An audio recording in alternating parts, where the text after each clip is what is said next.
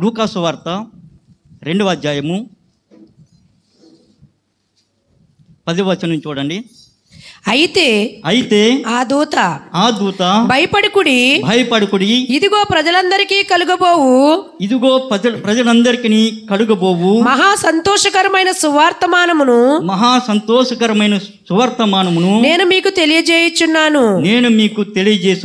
దావీదు పట్టణమందు నేడు రక్షకుడు మీ కొరకు పుట్టియున్నాడు. ఈయన ప్రభువైన క్రీస్తు. హల్లెలూయా. అయితే ఆ దూత భయపడుకుడి, ఇదిగో ప్రజలందరికీ కలుగబోవు మహా సంతోషకరమైన సువర్తమానము. ఎవరికటండి ఇది సువర్తమానము? ప్రజలందరికీ. ప్రజలందరూ అంటే ఎవరండి? మనందరికీ. అంతేనండి. వెంకటనగరం వాళ్ళండి ప్రజలు. ఎన్ని దేశాలు ఉన్నారో అన్ని దేశాల అందరూ కూడా ప్రజలందరికీ కూడా అండి ఈ యొక్క మహాసువర్తమానము మహాసంతోషకరమైన మామూలు సువార్త కాదండి, ఇది మహాసంతోషకరమైన సువర్తమానము. ఎందుకండి మహాసంతోషకరమైన సువర్తమానము? రక్షకుడు మన కొరకు పుట్టి ఉన్నాడండి. ఎందుకు రక్షకుడు కావాలండి? పాపశాపములు అండి రక్షించడానికి. పాపశాపములు ఏం చేశారండి? మనం ఏం పాపం చేసామండి అనుకుంటారు. నేనన్నా మీరు ఇల్లు అడగండి, నువ్వు పాపం చేసావని, నువ్వు నరకానికి పోతుంది, యేసు ప్రభుని రక్షించుకోండి అని ఒకసారి చెప్పండి బయటికి వెళ్ళి. నేనేం పాపం చేశాను? ఎవడు చెప్పాడు నీకు? నీకు పాపం చేశానని? వెళ్ళండి ఒకసారి అనండి అనేసి ఎదురు ప్రశ్న వేస్తారు. ఎవడు చెప్పాడు నీకు నేను పాపనని? మన దృష్టిలో అందరము కూడా ఎవరండి? నీతిమంతులమండి. ఎవరి కాళ్ళే నీతిమంతులు. మామూలు నీతిమంతుడు కాదండి. ఎవరండి? పెద్ద నీతిమంతులు. అందరికంటే నీతిమంతులు ఎవరికి వారే అనుకుంటూ ఉంటారండి. కానీ దేవుని వాక్యం చెప్తుందండి రక్షకుడు కావాలి. ఎందుకటండి?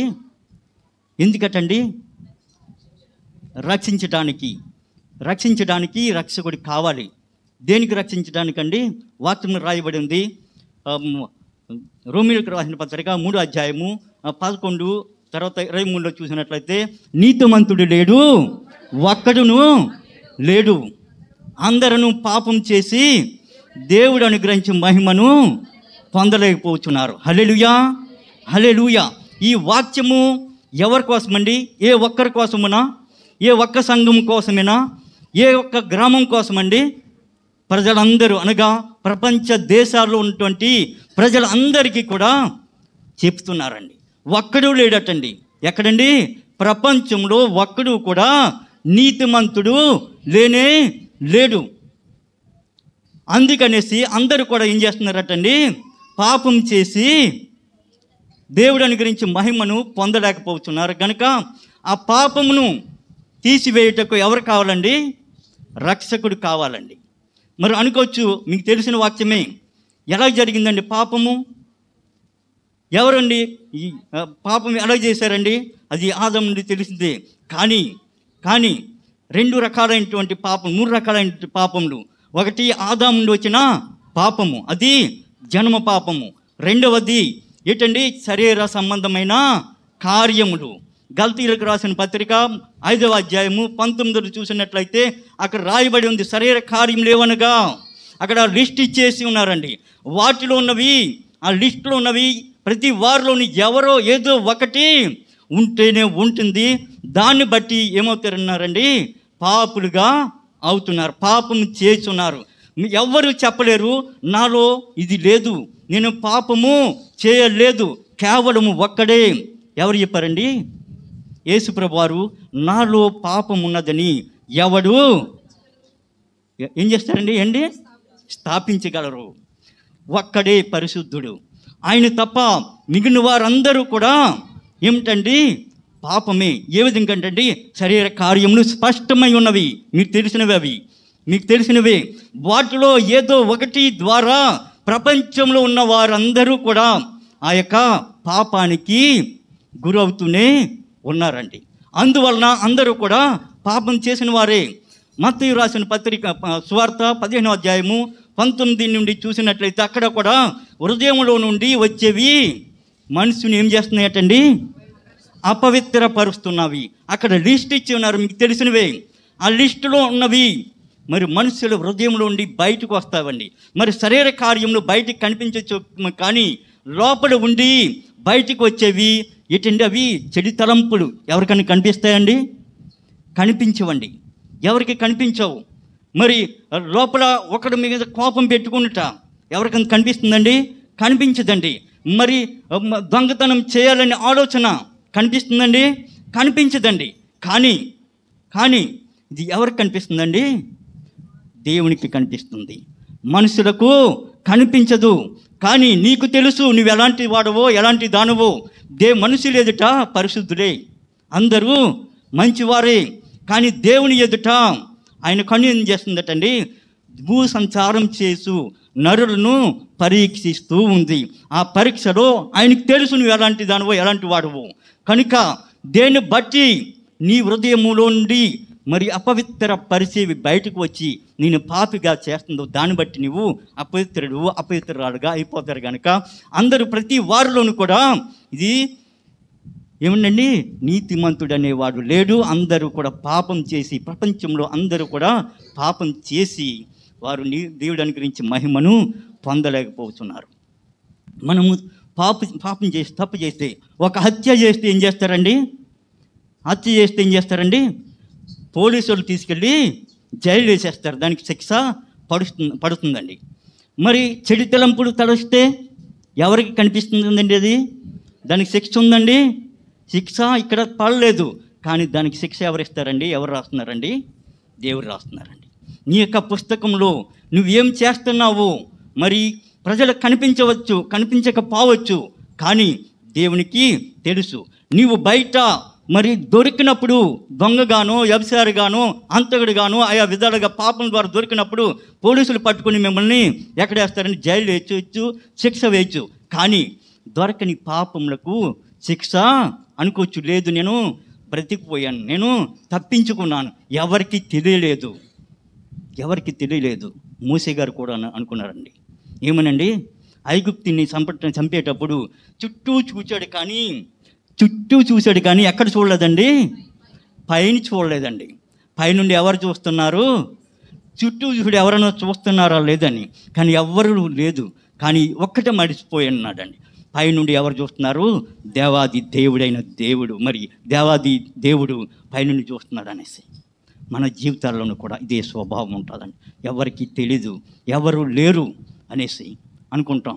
కానీ దేవుడు ప్రతి వారిని పరిశీలించుంటుండగా ఆయన దృష్టిలో ప్రతి వారు కూడా పాపము చేసిన వారే, పాపులే. మరి పాపము చేసినప్పుడు, తప్పు చేసినప్పుడు ప్రతి దేశంలోనూ కూడా ఏముంటుందండి? చట్టాలు ఉంటాయండి. చట్టాలు, ఆ దేశం యొక్క చట్టాన్ని బట్టి వారికి శిక్ష పడుతుందండి. ఒక్కొక్క దేశంలో ఒక్కొక్క రీతిగా ఆ శిక్షలు ఉంటాయి. అలాగే మన దేశంలో కూడా ఒక చట్టం ఉంది, మొత్తం దేశం అంతటికి కలిపి. మరి ఆ యొక్క సెంట్రల్ గవర్నమెంట్ నుండి కొన్ని శిక్షలు మరి తప్పులు చేసినప్పుడు ఆ యొక్క చట్టంలో వచ్చినప్పుడు దాని విధంగా శిక్షిస్తూ అంటారు. అయితే స్టేట్ గవర్నమెంట్ అవి కూడా కొన్ని చట్టాలు ఉన్నాయి. మరి కొన్ని శిక్షలు ఇక్కడ నుండి కూడా వేస్తూ ఉంటారు. మరి దొరికినప్పుడు ఆయా దేశాలు, ఆయా రాష్ట్రాలు శిక్షిస్తారు ఉంటారు. కానీ కొన్ని దేశాల్లో ఏమైంది తెలుసండి? వ్యభిచారము పాపము కాదు. మరి ఒకరు ఏదైనా చేసినప్పుడు పాపము కాదు.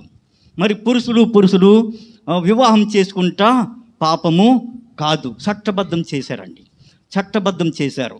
ఆ యొక్క చట్టబద్ధం నుండి ఆయా దేశాలు నుండి వారికి శిక్షలు పడుతుంటాయి, దాన్ని బట్టి నడుస్తుంటారు. కానీ ప్రపంచం అంతటికి ఒకే చట్టము. మరి ఆ యొక్క రాష్ట్రాలు, దేశాల నుండి, చట్టాల నుండి తప్పించుకోవచ్చు, కానీ ప్రపంచం అంతటికి ఒకే ఒక చట్టము. ఏంటో తెలుసండి? దేవుని యొక్క చట్టము. హల్లెలూయా, హల్లెలూయా. దేవుని యొక్క చట్టంలో ఏమి చేయాలో, ఏమి చేయకూడదో రాయించి ఇచ్చారన్నారండి. ఇది నాకు తెలియదు అనుకుంటానికి వీలు లేదు, తెలియకపోవచ్చు ఆయన. కానీ ప్రతి వానికిని, అన్యుడైనా క్రైస్తవుడైనా ఎవరైనా ఈ చట్ట ప్రకారము న్యాయము తీరుస్తారండి. ఆయన న్యాయం తీర్చేవాడు. దీన్ని బట్టి మరి ఏమైతే వాక్యం ఇచ్చి ఉన్నారో, వాక్యాన్ని బట్టి నడిచామో లేదో, ఆ విధంగా చేశామో లేదో మరి చూసిన దాన్ని బట్టి ప్రతి వారికి కూడా ఏం చేస్తారండి, శిక్ష విధిస్తూ ఉంటారు. అందుకనేసి వాక్యంలో ఏం రాయబడి ఉందండి, మహా సంతోషకరమైన, ప్రజలందరికీ కలుగు మహా సంతోషకరమైన సువర్తమానము నేను మీకు తెలియజేస్తున్నాను. హల్లెలూయా. ప్రజలందరికీ కూడా ఏంటంటండి, ఇదే చట్టము వర్తిస్తుంది. ఏ దేశస్థుడివైనా, ఏ రాష్ట్ర వారైనా, ఏ భాష వారైనా, ఏ జాతి వారైనా ఇదే చట్టము దేవుని చట్టము అయి ఉండొచ్చు. మీరు తప్పుడు చేసి తప్పించుకొని ఉండొచ్చు, కానీ దేవుని నుండి మీరు తప్పించుకోలేరండి. ఉన్నది ఈ చట్ట ప్రకారము న్యాయము జరుగుతుంది గనుక మరి పాపము చే ప్రతివాడును పాపమునకు దాసుడు. పాపమునకు వచ్చు జీతము మరణము. ఆ మరణం నుండి తప్పించుకోవటానికి ఎవరు కావాలండి, రక్షకుడు కావాలి. హల్లెలూయా, హల్లెలూయా. ప్రతి వారు కూడా మరణానికి పాత్రులు గనక ప్రతి వారికి, ప్రపంచంలో ఉన్న ప్రతి వారికి ఎవరు కావాలండి, రక్షకుడు కావాలి. రక్షకుడు లేకుండా పాప క్షమాపణ లేనే లేదు. ఎవరైతే ఆ రక్షకుణ్ణి మరి తెలుసుకోలేదో, అంగీకరించలేదో వారి మీద ఇప్పటికీ ఏముందండి శాపము, పాపము, మరణము, ఇంకా నరకము ఉంది. అయితే రోమీయులకు రాసిన పత్రిక 8వ అధ్యాయము 1వ వచనం రాసి ఉన్నది, క్రీస్తు యేసు నందున్న వారికి ఏ శిక్షా విధియు లేదు. హల్లెలూయా, హల్లెలూయా. రక్షకుడు వచ్చాడు గనుక ప్రజలందరికీ మహా సంతోషకరమైన వర్తమానం ఏంటో తెలుసండి, క్రీస్తు యేసు నందున్న వారికి ఏ శిక్షా విధి లేదు. ఎవరైతే తన పాపములను ఒప్పుకొని విడిచిపెట్టి క్రీస్తుని రక్షకుడిగా అంగీకరించి ఉన్నారో వారికి రక్షణ అదే రక్షకుడు వచ్చి ఉన్నాడు గనక అందరికీ ఏంటండి, మహా సంతోషకరమైన శుభవర్తమానము. ప్రపంచంలో ఏదైనా మహా సంతోషకరమైనది ఉన్నది అంటే గనుక మరణం నుండి తప్పించబడుట, నరకం నుండి తప్పించబడుట. దీనికంటే ఇంకా ఏమైనా గొప్పది ఉన్నదండి? ఏదైనా చేయొచ్చు, కానీ ఎవరన్నా ఈ మరణం నుండి, ఈ యొక్క నరకం నుండి ఎవరన్నా తప్పించగలరండి? కనుక రక్షకుడు పుట్టుట ప్రజలందరికీ మహా సంతోషకరమైన సువర్తమానము. హల్లెలూయా. రక్షకుడు ఏం తెచ్చాడండి? రక్షణ తెచ్చాడు. హల్లెలూయా. రక్షణ ఎందుకు తెచ్చాడండి? రక్షణ చూడండి, చదవండి. లూకా సువార్త 1వ అధ్యాయము, లూకా సువార్త 1వ అధ్యాయము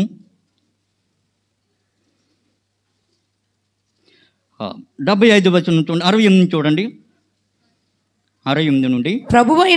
ప్రభువైన ఇశ్రాయేలు దేవుడు స్తుతింపబడును గాక. ప్రభువైన ఇశ్రాయేలు దేవుడు స్తుతింపబడును గాక. ఆయన తన ప్రజలకు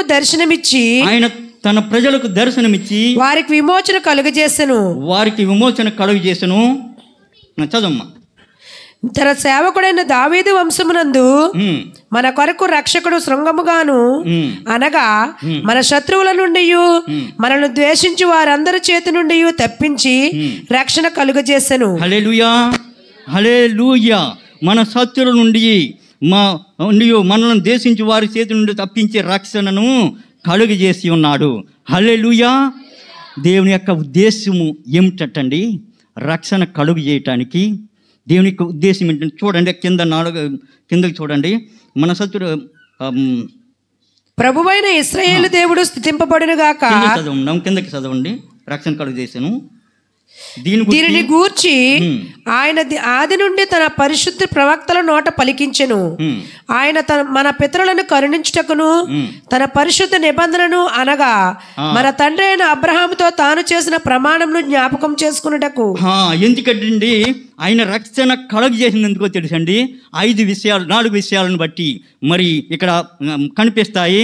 ఆయన రక్షణ ఎందుకు కలుగ చేసి ఉన్నారటంటే, ఇక్కడ చూసినట్లయితే మన తండ్రి అయిన అబ్రహాముతో తాను చేసిన ప్రమాణమును జ్ఞాపకం చేసుకుంటకు మొదటిది.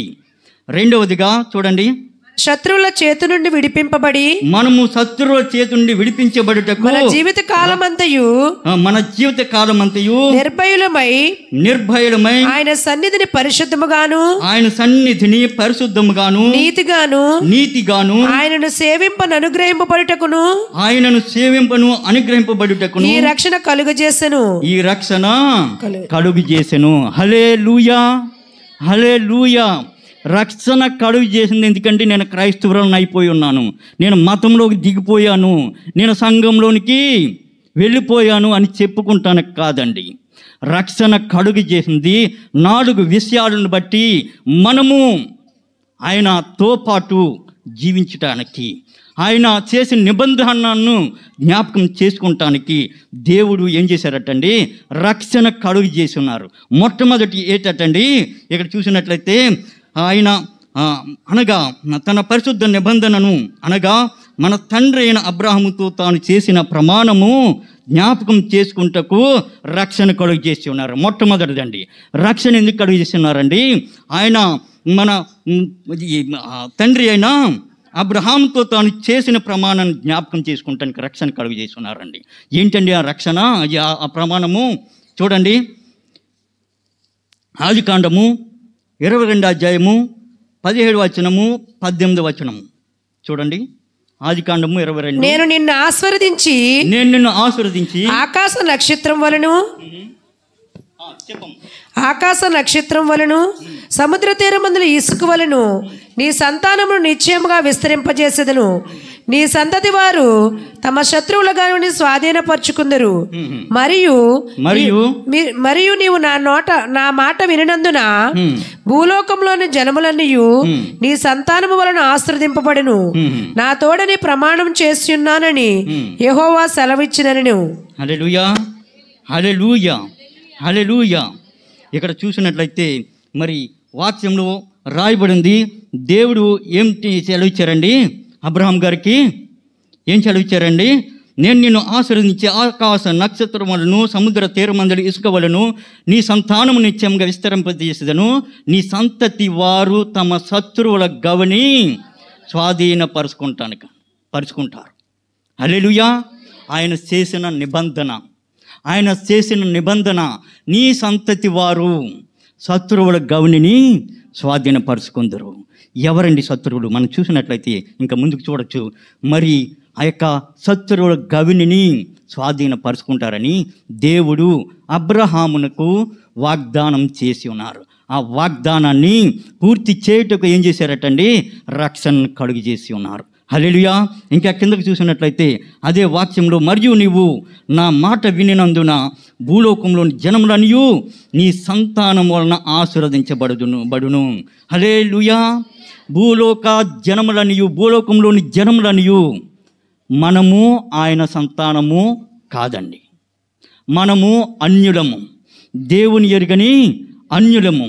కానీ మరి దేవుడు అబ్రహామునకు వాగ్దానం చేసింది తెలుసండి, నీ యందు జనములన్నీ కూడా ఆశీర్వదించబడును. హల్లెలూయా. ఆ వాగ్దానాన్ని బట్టే నీవు నేను ఎవరిని తెలుసుకున్నామండి? దేవుని తెలుసుకున్నాము. మరి రోమీయులకు రాసిన పత్రికలో రాయబడి ఉంది, రోమీయులకు రాసిన పత్రిక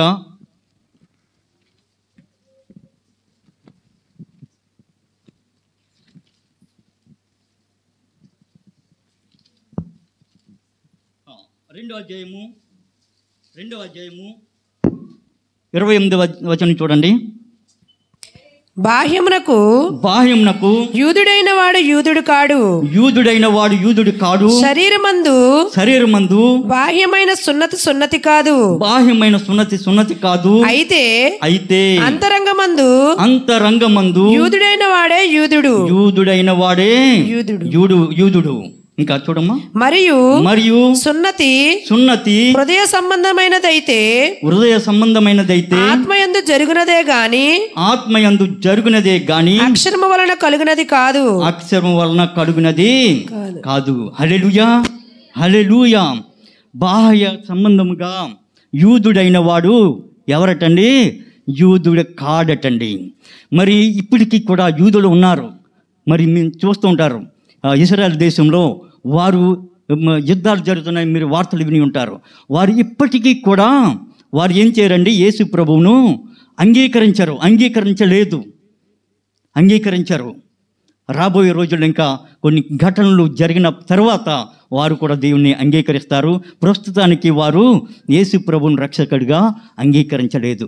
వారు యూదులే, బాహ్యమునకు శరీర సంబంధముగా యూదులే, కానీ దేవుని వాక్యం తెలుస్తుంది, యూదుడు శరీర సంబంధమైన బాహ్య రూపమును బట్టి కాదు, కానీ అంతరంగమందువ హృదయ సంబంధమైన సున్నతి పొందిన వాడే యూదుడు. హల్లెలూయా. హృదయ సంబంధమైన సున్నతి.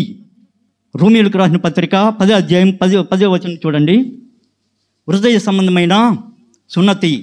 రోమీయులకు రాసిన పత్రిక, నీవు ఏలయనగా నీతి కలుగునట్లు మనుషుడు హృదయంలో విశ్వసించును, రక్షణ కలుగునట్లు నోటితో ఒప్పుకొనును. హల్లెలూయా. హృదయ సంబంధమైన సున్నతి. ఎవరి హృదయాలైతే హృదయంలో యేసు ప్రభువో నా రక్షకుడు, నేను చేసిన పాపముల కొరకు ఆయన ఈ లోకానికి వచ్చి ఉన్నారు అని విశ్వసిస్తారో, రక్షకునిగా అంగీకరిస్తారో, హృదయంలో విశ్వసిస్తారో, వారు ఎవరండి? నీతిమంతులు. మనుషుడు హృదయంలో నీతి కలుగునట్లు ఏం చేస్తారండి? హృదయంలో విశ్వసిస్తారు, రక్షణ కలుగునట్లు నోటితో ఒప్పుకుంటారు. ఏమని? ఆయన ప్రభువైన రక్షకుడు క్రీస్తు. దీనిని బట్టి నీవు నేను హృదయ సంబంధమైన సున్నతి పొందినవారు. హల్లెలూయా. నిజమైన యూదులు ఎవరో తెలుసండి? ఆ యూదుడు కాదటండి. నిజమైన యూదులు ఎవరండి? హృదయ సంబంధమైన సున్నతి పొందినవారు. అనగా ఎవరండి? విశ్వసించిన వారు, నోటితో ఒప్పుకున్నవారు, బాప్తిస్మం తీసుకున్నవారు నిజమైన యూదుడు. హల్లెలూయా. అంతేకాదండి, దీన్ని బట్టి మరి రాయబడి ఉంది యోహాను సువార్త 1వ అధ్యాయము 12వ వచనం చూడండి. వారు నిజమైన ప్రజలు, నిజ ప్రజగా దేవుడు వారిని మరి ఆ యొక్క ఐగుప్తు దేశం నుండి తీసుకొచ్చి ఉన్నారు, కానీ నిజ ప్రజగా ఉండలేకపోతున్నారు, ఆయన సంతానముగా ఉండలేకపోయి ఉన్నారు. కానీ నిన్ను నన్ను ఏం చేశారండి? హృదయ సంబంధమైన సున్నతి ద్వారా ఆయన కుమారునిగా చూడండి, తన్ను అందరూ అంగీకరించిరో వారందరికీ అనగా తన నామమునందు విశ్వాసం ఉంచిన వారికి దేవుని పిల్లలగుటకు ఆయన అధికారము అనుగ్రహించెను. హల్లెలూయా. బాహ్య సంబంధమైన యూదులు దీనిని పోగొట్టుకున్నారండి.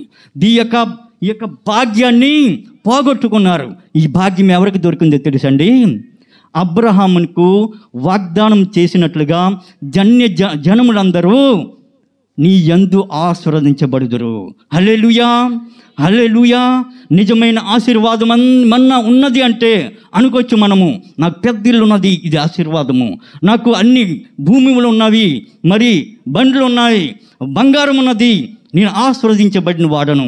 ఇవన్నీ ఉండి కూడా రక్షణ లేకపోతే నీవు ఆశీర్వదించబడిన వాడవు కానే కాదు. హల్లెలూయా. మరి యాకోబు అన్నీ ఉన్నాయని మీరు తెలిసిందే, గొడ్లు ఉన్నవి, పశువులు ఉన్నవి, పనివారు ఉన్నారు, అయినప్పటికీ నన్ను ఆశీర్వదించేది కానీ నిన్ను విడువను. హల్లెలూయా. మరి అదంతా ఆశీర్వాదం కాదండి, ఆశీర్వాదం కాదండి. అవి ఇహలోకంలోనే ఉండిపోతాయి, నీతో అది రాదు. రక్షణ నీతో వచ్చేది ఒకటి, నీతో వచ్చి పరలోక రాజ్యంలోనికి వెళ్ళటానికి అనుమతి, హక్కు. ఏమిచ్చారు తెలుసండి? పిల్లలగుటకు అధికారాన్ని ఇచ్చి ఉన్నారండి. హల్లెలూయా, హల్లెలూయా. నీవు అధికారం ఉందండి, నీకు దేవుని యొక్క ఇంటిలో నీకు అధికారం ఉన్నది. దాసుడు ఎప్పుడు కూడా గృహంలోకి వెళ్ళగలడండి అనుమతి లేకుండా? ఉండమంటే ఉండాలి, బయటే ఉంటాడండి వాడు. రమ్మనకి లోపలికి రమ్మన్నా కానీ వాడు భయపడుతుంటాడు, భయపడుతూ వస్తుంటాడు. ఎందుకో తెలుసా? వాడు దాసుడు, కానీ దేవుడి దాసుడిగా ఉంచలేదు, కానీ తన కుమారులుగా చేసి ఉన్నారు. హల్లెలూయా, హల్లెలూయా. మరి ఎందుకంటే రక్షణను అనుగ్రహించారంటే, కలుగు చేసి ఉన్నారంటే ఆయన యందు అబ్రహామునందు ఆశీర్వదించబడటానికి దేవుని చేసిన వాగ్దానాన్ని పూర్తి చేయుటకు ఈ రక్షణను కలుగు చేసి ఉన్నారు. మొట్టమొదటిది. రెండవదిగా చూసినట్లయితే చూడండి, మనము శత్రువుల చేతి నుండి విడిపింపబడి మన జీవిత కాలమంతయు చూడండి చూడమ్మా, మనము శత్రువుల చేతి నుండి విడిపింపబడుటకు ఈ రక్షణ కలుగు చేసాను. హల్లెలూయా. రెండవదిగా శత్రువుల చేతి నుండి విడిపించడానికి చేశారండి రక్షణ. ఎవరండి శత్రువులు? శత్రువులు ఎవరండి? సాతాను. శత్రువులు అన్నారండి. సాతానుతో ఉన్నటువంటి మరి అంధకార ఆకాశ మండలం ఉన్నటువంటి అంధకార చీకటి శక్తులు, ప్రధానులు, వీరందరూ ఈ శత్రువులని ఎందుకన్నారంటే, ఎప్పుడైతే లూసిఫర్ పాపం చేసి ఉన్నాడో అప్పుడు అతనితో పాటు వాడి సైన్యం అంతటిని, వాడికి ఫర్గా వాడితో పాటు కలిసి ఉన్న ఆ దూతలను కూడా ఈ భూమి మీదకి ఏం చేశారండి? దేవుడు తోసివేసి ఉన్నారండి. వారందరూ కూడా ఎవరో తెలుసండి? శత్రువులు. ఎవరికి శత్రువులు తెలుసండి? మీరు అనుకోవచ్చు ఎవరికో శత్రువులు కాదు, నీకే శత్రువులు. ఈ శత్రువులు ఏం చేస్తారంటండి? ఏం చేశారండి శత్రువులు? దేవుని యొక్క పనిని పాడు చేస్తారండి, దేవుని యొక్క మందిరాన్ని పాడు చేస్తారండి. ఏ విధంగా? ఆ యొక్క ఏదెను వనంలో చూసినప్పుడు దేవుని యొక్క పనిని పాడు చేసి ఉన్నారండి. దేని ద్వారా అండి? శత్రువులు, ఇక్కడ రాయబడి ఉందండి, శత్రువుల చేతి నుండి విడిపింపబడుటకు. ఏంటండి? ఆయన రక్షణ కలుగు చేసిన శత్రువుల చేతి విడిపించాలటండి, విడిపించబడాలటండి. అంటే ఏంటండి? విడిపించబడాలంటే ఏంటండి? బంధింపబడి ఉన్నారండి. బంధింపబడి ఎవరిని విడిపిస్తారండి? బంధింపబడి ఉన్న వారిని విడిపించాలి. ఎప్పుడు బంధించారండి? ఎప్పుడు బంధించబడి ఉన్నారండి? ఎప్పుడు బంధించారండి ఈ శత్రువులు? ఆదాము, అవ్వ వారిని బంధించారండి. ఏ విధంగా అండి? ఏ విధంగా బంధించారండి? 3 విషయాల ద్వారా బంధించి ఉన్నారండి. ఎలాగటండి? 3 విషయాల ద్వారా. చూచుటకు ఎలాగున్నదటండి? రమ్యంగా ఉన్నది. అంటే ఏంటండి? నేత్రాసతో బంధించారండి. తినటానికి ఎలా ఉన్నదండి? మనోహరంగా ఉన్నదటండి. తినటానికి చూడండి, ఒకసారి చూడండి. అది ఆదికాండము 3వ వచనం చూడండి. స్త్రీ ఆ వృక్షము ఆహారమునకు మంచిదియు కన్నులకు అందమైనదియు వివేకమిచ్చే రమ్యమైనదియు ఉండుట చూచినప్పుడు ఆమె దాని ఫలములలో కొన్ని తీసుకుని తిని తనతో పాటు తన భర్తనకును ఇచ్చెను. అతను కూడా తినెను. ఈ ఆహారానికి ఎలాంటిదటండి? మంచిదటండి. ఆహారమునకు మంచిదియు కన్నులకు అందమైనది. ఆహారంకు మంచిది. ఇది దేనికండి ఆహారము? శరీరానికండి. ఇది ఆహారం తిండి ఎక్కడికి వెళ్తుందండి? శరీరానికి. అనగా వారిలోకి వచ్చింది దేని ద్వారా బంధించబడ్డారండి? వీళ్ళు శరీరాశతో బంధించబడి ఉన్నారండి. శరీరాశతో వారిని బంధించేసినారండి ఆ శత్రువులు. రెండవదిగా ఎలాగున్నదటండి? కన్నులకు అందమైనది. కన్నులకు ఏంటండి? అందమైనది. ఇదేటండి? నేత్రాస. నేత్రాస, శరీరాస, నేత్రాస. కిందకి చూసినట్లయితే మూడవదికి ఒకటి చూసినట్లయితే వారి అలాగుంటారటండి, దేవదూతల వలె అయిపోతారటండి. దేవదూతల వలె అయిపోతారట. ఇదేంటో తెలుసండి? జీవపు డంబము. నేను కూడా ఎలాగైపోవాలి? దేవునిలోకి అయిపోవాలి. అలానే అనుకుందండి. నేను కూడా దేవునిలాగా ఆరాధించబడాలి, దేవుని కంటే హెచ్చుగా ఉండాలి. ఏంటో తెలుసండి? అది జీవపు డంబము. వీరిలో కూడా వచ్చింది ఏంటో తెలుసండి? దేని ద్వారా కట్టేసింది తెలుసండి? నేను కూడా దేవదూతలాగా అయిపోవాలి. జీవ డంబము. వారిని దేవదూతల కంటే కూడా ఎక్కువగా పెట్టారండి దేవుడు. అది వారి కన్నులకు ఏం చేశారండి? ఆ దుష్టుడు, ఆ యొక్క శత్రువులు బంధకములతో అంధకారం కలుగు చేస్తున్నారు. దేవదూతల కంటే అధికారము ఇచ్చి ఉన్నారండి. మరి వారిని యొక్క జీవడంబముతో వారిని బంధించేసి ఉన్న కట్లండి. వాటి నుండి విడిపించటానికి రక్షకుడు మరి లోకానికి వచ్చినట్లుగా మనం చూస్తూ ఉంటాం. లోకంలో ఉన్నదంతా ఏంటండి? యోహాన్ మొదటి రాసిన యోహాన్ పత్రికలు చూసినట్లయితే లోకమున్నదంతయు శరీరాస, నేత్రాస, జీవడంబము. ఇవి ఎవరు నువ్వు పుట్టినవండివి? మీ తండ్రి అయినా తండ్రి వలన కాదు, కానీ ఎవరి నుండి అటండి? అపవాది నుండి పుట్టినవి. హల్లెలూయా. ఇవి వీటి ద్వారానే బంధించబడుతున్నారండి. అప్పటి నుండి కూడా ఆదాము అవ్వ మొదలుకొని ఈ మూడే ఉన్నాయండి ప్రపంచంలో. ఈ మూటి ద్వారానే బంధించేస్తుందండి సైతాను. ఎవరికో శరీరాస, ఎవరికో నేత్రాస, ఎవరికో జీవడంబము. మీరు ఎన్ని చూడండి, ఇవన్నీ కూడా ఈ మూడింటిలో మూడు వర్గాల్లో ఇవి ఇముడుతాయండి. నాకు చూసింది, నేను చూసాను, చాలా బాగుంది, ఇది కొనుక్కోవాలనే ఒక ఆశ వచ్చిందండి. ఏంటండి? అక్కడ నేత్రాస వచ్చిందండి. అది ఫలావ్ తినాలి, చాలా బాగుంది. ఏమొచ్చిందండి? తినటం తప్పు కాదు, కానీ దురాశలు కొన్ని. ఈ విధంగా మరి 3 రకాలైనటువంటి వీటికి మించి మరి ఏది లేదండి బంధకములు. ఈ బంధకముల ద్వారానే శరీరాస, నేత్రాస, జీవడంబము ఈ మూడింటి ద్వారానే కట్టేసిందండి, బంధించిందండి. ఈ శత్రువులు ఏం చేశారండి? బంధించారు కనుక మరి ప్రతి వారు కూడా ఏదో ఒక దానిలో బంధించబడి ఉన్నారు కనుక ఆ యొక్క పాపం నుండి, ఆ బంధకముల నుండి, శత్రువుల యొక్క బంధకం నుండి విడిపించుటకు ఏం చేశారటండి?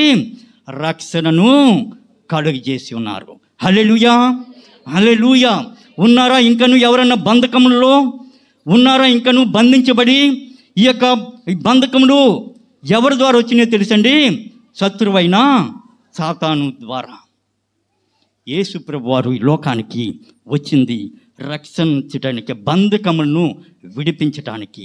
వాడు తీసుకున్నటువంటి ఈ 3 రకాలైన బంధకంలో ఉన్న వారిని విడిపించటానికి యేసు ప్రభువు వారు రక్షకుడిగా వచ్చి ఉన్నారు. హల్లెలూయా, హల్లెలూయా.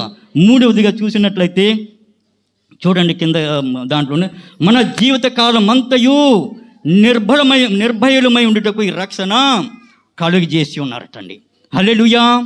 మన జీవితకాలం అంతయు నిర్భయులమై ఉండాలనేసి దేవుడు కోరుకుంటున్నారండి. నిర్భయులమనగా భయము లేకుండగా, భయము లేకుండగా. ఈ భయం ఎప్పుడు వచ్చిందండి? పాపం చేసినప్పుడు వచ్చిందండి. ఎక్కడ వచ్చిందండి అది?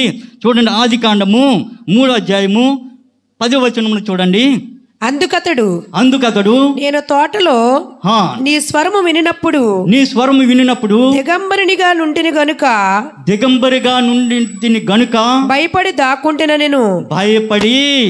దాక్కుంటేనంటేను. ఎవరు భయపడతారండి? పాపము చేసిన వాడు భయపడతారండి. దేవుడు మనల్ని ఎలా ఉండాలని, సింహం వలె ధైర్యంగా ఉండాలని దేవుడు కోరుకుంటున్నారు. కానీ పాపము చేసి భయముతో ఉండాలనేసి దేవుడు కోరుకుంటలేదండి. దేవుని యొక్క ఉద్దేశ్యము భయము నుండి విడిపించుటకు. ఈ యొక్క భయము ఎప్పుడు వచ్చిందండి? అప్పటి వరకు భయం లేదండి.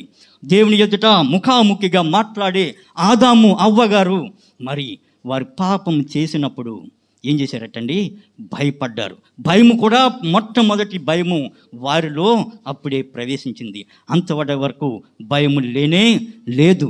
ఎందుకంటే బంధించబడ్డారండి. వారు బంధించబడిన స్థితిలో ఉన్నారండి.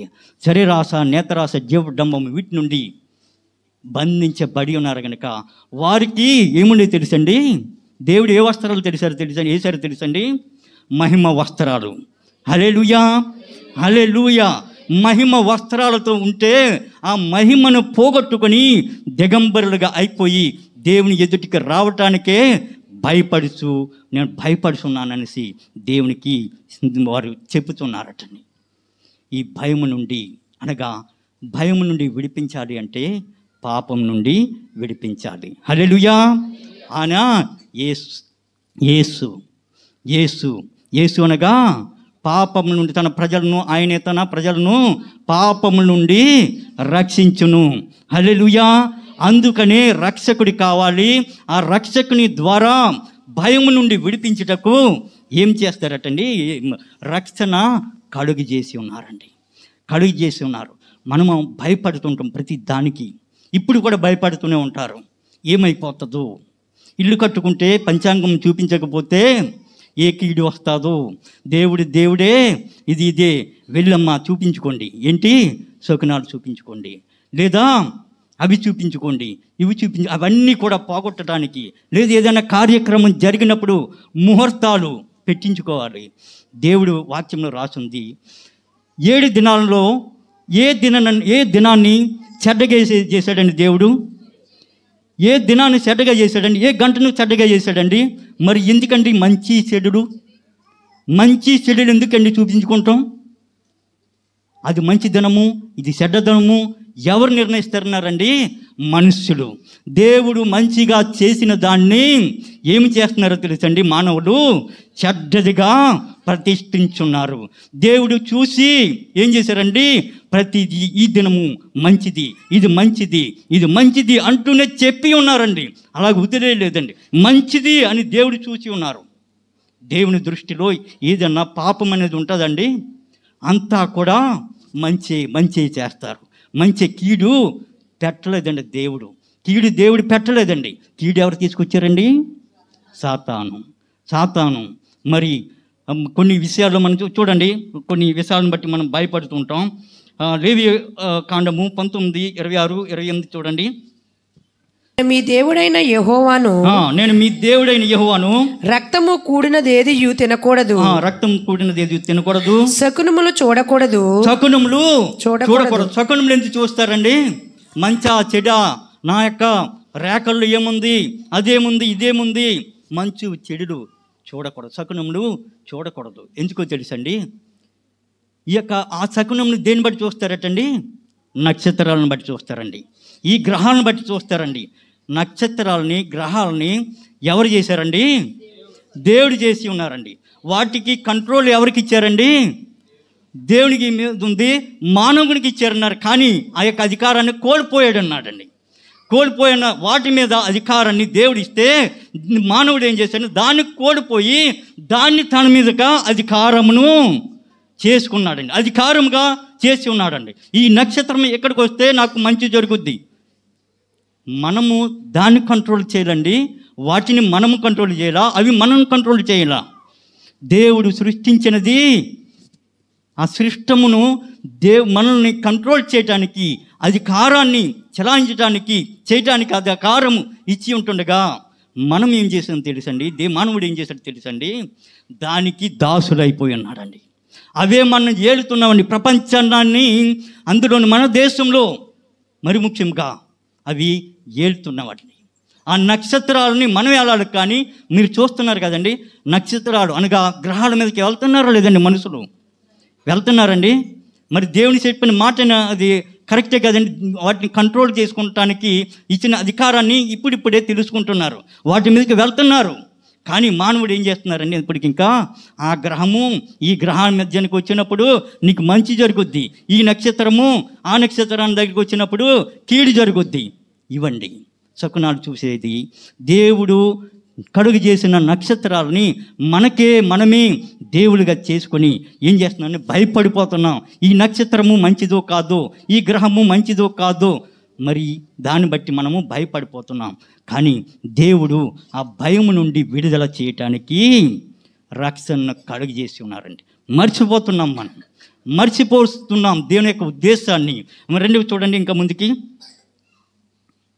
శకునములు చూడకూడదు, మంత్రయోగములు చేయకూడదు, మంత్రయోగములు చేయకూడదు, స్వస్థపరచాడండి, స్వస్థపరచు యెహోవా నేనే అని సెలవిచ్చి ఉంటుండగా ఇంకా ఏం చేస్తుంటండి, మనము మంత్రగాళ్ళ దగ్గరికి వెళ్ళి పరిగెడుతుంటాం, తాబీదులు కట్టించుకుంటాం, అది కట్టించుకుంటాం, ఇది కట్టి. మరి ఒక మా సంఘంలో పోయిన 2 వారాల క్రితము ఒక అతను త్రాగుడితోటి వచ్చి ఉండేవాడు.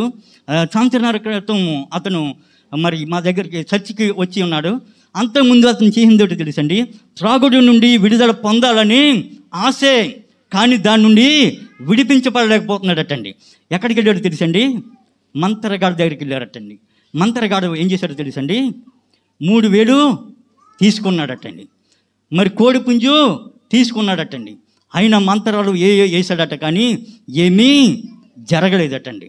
వాడు వచ్చి మరి దేవుని యొద్దకు వచ్చినప్పుడు, మరి అమ్మగారు ప్రార్థన చేసి నీళ్ళు ఇచ్చినప్పుడు ఒకేసారి, సంవత్సరం క్రితం జరిగిన విషయం అండి, మొన్న మళ్ళీ సాక్ష్యం చెప్పి ఉన్నాడు, అప్పటి నుండి ఇప్పటి వరకు ఏంటండి త్రాగుడి జోలికి వెళ్ళలేదటండి. హల్లెలూయా, హల్లెలూయా. వాడు చెప్పాడు, ఆయన చెప్పాడు ఏంటంటే, నా డబ్బులు తీసుకున్నాడని మంత్రాలు, నా కోడి పుంజిని తినేశాడు, కానీ నాకు ఏమీ జరగలేదు, నేను తాగుతానే ఉన్నాను. కానీ దేవుడు ప్రార్థన చేసినప్పుడు ఈ యొక్క దేవుడు నన్ను విడిపించి ఉన్నారు, అప్పటి నుండి ఇప్పటి వరకు నేను తాగట్లేదు అనేసి సాక్ష్యం ఇచ్చిన చూస్తున్నాం అండి.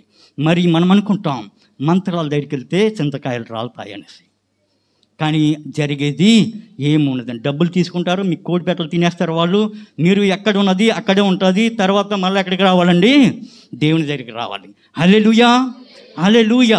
స్వస్థపరచు యెహోవా నేనే అనే దేవుని విడిచిపెట్టి ఎక్కడికి వెళ్ళిపోతున్నామండి, మంత్రగాళ్ళ దగ్గరికి వెళ్ళి తాబీలు వేలుకు వేలిచ్చి ఇక్కడ వచ్చి 10 రూపాయలు వేయరండి, 10 రూపాయలు దేవునికి కానుకగా ఇవ్వరండి, లక్షల రూపాయలు హాస్పిటల్లో ఖర్చు పెట్టేస్తారు, 10 రూపాయలు ఇక్కడ దేవునికి ఇవ్వటానికి ఏమైపోద్దండి, ఓస చెయ్యి అయిపోతుందండి, పని చేయొద్దు.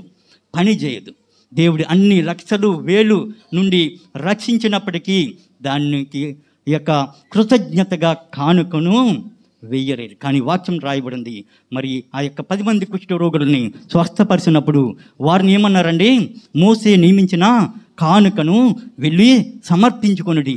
అదేంటో తెలుసండి, కృతజ్ఞతగా కానుక.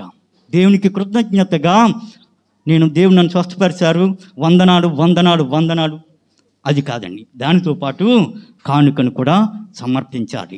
హల్లెలూయా, హల్లెలూయా. ఇవన్నీ కూడా అది ఇక్కడ చాలా విషయాలు ఉన్నాయి, ఇవన్నీ కూడా మనము చేయకూడదు. ఇవన్నీ ఎందుకు చేస్తామండి, భయపడి ఏదో అయిపోద్ది, అలాగే చేయకపోతే ఏదో అయిపోద్ది, దేవుడు చెప్పి ఉన్నారు నేను స్వస్థపరుస్తాననేసి. అయినప్పటికీ అక్కడెక్కడైనా రాసి ఉన్నారండి, నీకు నేను స్వస్థపరుస్తాను, మిమ్మల్ని విడిపిస్తాను అని రాసి ఉంది, ఎక్కడ మీకు దొరకదు. అయినప్పటికీ కూడా వారి దగ్గరికి వెళ్ళిపోతారు. ఎందుకో తెలుసండి, భయము. ఈ భయాన్ని నుండి, ఈ యొక్క శత్రువుల యొక్క భయం నుండి విడిపించుటకు యేసు ప్రభు వారిని రక్షకుడిగా ఈ లోకానికి పంపించి ఉన్నారు.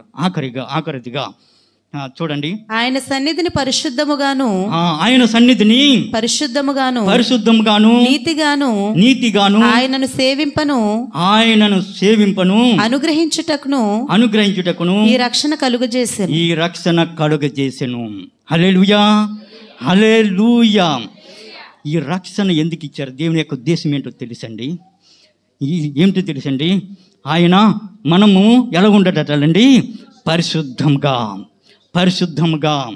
ఎప్పుడైతే మీరు దేవుని అంగీకరించి ఉన్నారో, రక్షణలో పొంది ఉన్నారో, మిమ్మల్ని దేవుడు తన రక్తం ద్వారా యేసుప్రభు వారు కడిగి ఉన్నారు. మీరు ఎవరో తెలుసండి, ఎవరండి మీరు, పరిశుద్ధుడు. చెప్పగలరండి మీరు, నేను పరిశుద్ధురాలను.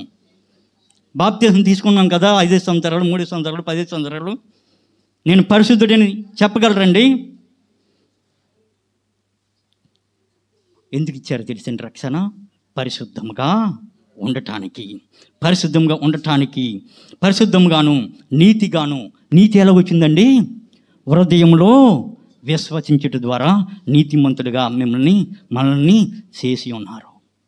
దేవుని యొక్క ఉద్దేశ్యము పరిశుద్ధంగా ఉండి ఆయన నీతిమంతుడి కనుక మనము కూడా నీతిమంతుడు ఉండాలని ఆయన అన్నారు. యేసుప్రభువు వారు, నేను పరిశుద్ధుడిని కనుక మీరును పరిశుద్ధులై ఉండాలి, మీరును పరిశుద్ధులై ఉండుడి, అందుకే నీకు రక్షించి ఉన్నారు. ఒకప్పుడు పాపివే, ఒకప్పుడు ఏంటండి చీకట్లో ఉన్నదానివే, ఉన్నవారమే. కానీ అక్కడి నుండి, ఆ చీకట్లో నుండి వెలుగుకు ఎందుకు తీసుకొచ్చారంటే పరిశుద్ధులుగా ఉండటానికి, నీతిగా ఉండి ఆయన్ను సేవించటానికి అటండి. ఏం చేయాలండి? పరిశుద్ధంగా ఉండి నీతిగా ఉండి ఇంట్లో కూర్చుంటానికండి కాదండి, ఆయన్ను సేవించాలి. హల్లెలూయా, హల్లెలూయా. అందువలనని ఈ రక్షణ ఇచ్చి అనుగ్రహించి ఉన్నారండి. మనల్ని ఆయన తన స్వరక్తంతో కొని మనం రక్షించింది మనం పరిశుద్ధంగా ఉండాలని, నీతిమంతులుగానే ఉండాలని. ఆయన ఏం చేయాలటండి? ఎప్పుడండి అది ఏం చేయాలటండి? ఆయన్ను సేవించటానికి అనుగ్రహించడానికి రక్షణ కలుగు చేసి ఉన్నారు. హల్లెలూయా, హల్లెలూయా. ఈ రక్షణ ఏమిటండి? ప్రజలందరికీ కలుగు మహా సంతోషకరమైన సువర్తమానము. ఇంతకంటే ఏదన్నా సువర్తమానం ఉంటుందండి? మహా సంతోషకరమైనది మరి ప్రపంచంలో ఏది ఉండదు. దేవుని యొక్క ఉద్దేశ్యము ఈ 4 విషయాలను బట్టి దేవుడు రక్షణను అనుగ్రహించున్నారండి. మొట్టమొదటిగా ఏంటండి? తన దాసుడైన అబ్రహాం గారికి చేసిన నిబంధన ఏంటండి? నీ యందు జనములను ఆశీర్వదించుదను అని, నీ సంతానమును ఆశీర్వదిస్తానని చెప్పిన దాన్ని బట్టి ఆయన రక్షణను కలుగు చేసి ఉన్నారటండి. రెండోది, మనము శత్రువుల చేతుల నుండి విడిపించాలని ఈ రక్షణను కలుగు చేసి ఉన్నారటండి. మూడవదికి మన జీవితంలో నిర్భయమై ఉండాలని, ఈ పాపముల భయం చేత, శాపముల భయం చేత, రోగాల భయం చేత ఉండకుండగా నిర్భయమై ఎప్పటి వరకటండి? జీవితకాలమంతయు, ఒకరోజు 2 రోజు కాదండి, మరణించే వరకు కూడా నిర్భయమై ఉండాలని దేవుని వాక్యంలో భయపడకుడి అని ఎన్నిసార్లు రాసిందో తెలుసండి? సంవత్సరానికి ఎన్ని రోజులండి? అంటే ఒక రోజుకి ఎన్ని చెప్పారండి? భయపడకు నా కుమారుడా కుమార్తె. కానీ మనం ఏమైపోతామండి? భయపడిపోతాం. మరి ఏదన్నా వచ్చినప్పుడు ఏం చేస్తామండి? మొట్టమొదటి ఎవరు గుర్తొచ్చేస్తారండి? మాంత్రికుడు గుర్తొచ్చేస్తాడు, లేదా డాక్టర్ గుర్తొచ్చేస్తాడు, లేకపోతే పక్కన ఉన్న వాళ్ళు గుర్తొచ్చేస్తారు. ఆమెను అయ్యో తొందరగా తీసుకెళ్ళి, నా కుమార్తె కూడా ఎలాగైంది, నేను ఎక్కడ మూసిపోయాను, హాస్పిటల్కి తీసుకెళ్ళి మూసిపోయాను, అక్కడ ఏమైంది? చచ్చిపోయింది. అయినా మరి మన జీవితంలో చూస్తూ ఉంటాం ఇలాంటివి. భయపడకూడదని ఆయన మనకు రక్షణ అనుగ్రహించినారు.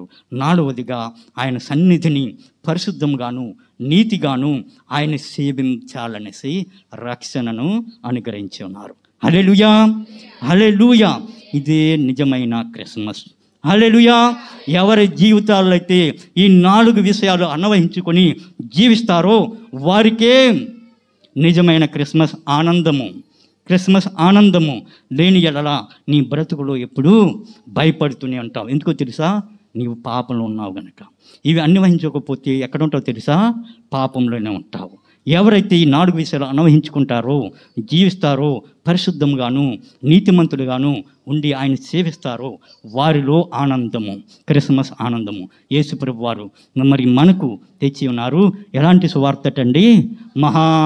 సంతోషం కాదండి, మహాసంతోషము. మరి మరణం నుండి తప్పించటం అనేది, నరకం నుండి తప్పించడం అనేది మహా సంతోషకరమైన రక్షణ సువార్త. మరి యేసుప్రభు ఈ లోకానికి వచ్చి, రక్షకుడికి వచ్చి నీకు నాకు ఈ రక్షణను మనకు తెచ్చటాన్ని బట్టి మన జీవితాల్లో ఏం చేశారండి?